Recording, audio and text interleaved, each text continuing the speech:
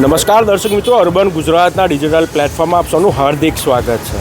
દર્શક મિત્રો, આવતીકાલે સીએમ ભૂપેન્દ્ર સાહેબ આપણા બોરસદમાં આવી રહ્યા છે. ત્યારે આપણા બોરસદના જે એમએલએ સાહેબ છે એમની સાથે સીધી જ વાત કરીશું અને જાણીશું એમની પ્રતિક્રિયા શું. જી સાહેબ.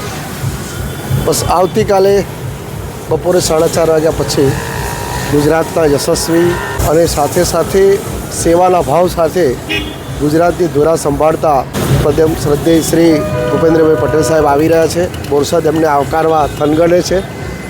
સમગ્ર બોરસદ શહેર અને સમગ્ર બોરસદ શહેરના અમે ભલે 65 ગામમાં ખૂબ જ કાલના કાર્યક્રમને યશસ્વી બનાવવા માટે બધા જ કાર્યકર્તાથી મળી ચૂંટાયેલા પ્રતિનિધિ, સરપંચશ્રીઓ, સમાજના આગેવાનો બધાએ સહર્ષ આમંત્રણ સ્વીકારીને આવતીકાલનો કાર્યક્રમ એ ખૂબ સારો કાર્યક્રમ બને એ દિશામાં બધા જ કાર્યકર્તા મહેનત કરી રહ્યા છે. વિશેષ કરીને બોરસદમાં પહેલીવાર ભારતીય જનતા પાર્ટીની જીત્યા પછી આદરણીય મુખ્યમંત્રી શ્રી પધારી રહ્યા છે.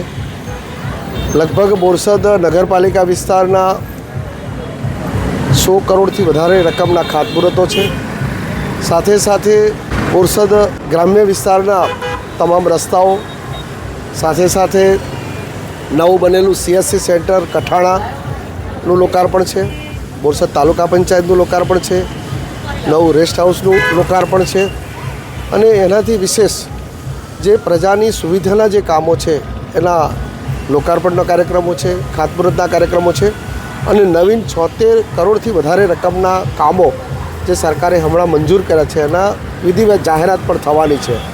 આમ સમગ્ર બોરસદ વિધાનસભા વિસ્તારમાં 250 કરોડથી વધારે રકમ એ ગુજરાત સરકારે સીધી પ્રજાના વિકાસના કામો માટે આપી છે.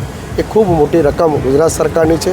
સાથે સાથે જિલ્લા કક્ષાએથી પણ કંઈક નાના મોટા બીજા વિકાસના કામો છે એનું પણ અહીંયાથી લોકાર્પણ થશે અને સાથે ખાતમુહૂર્ત વિધિ પણ થશે.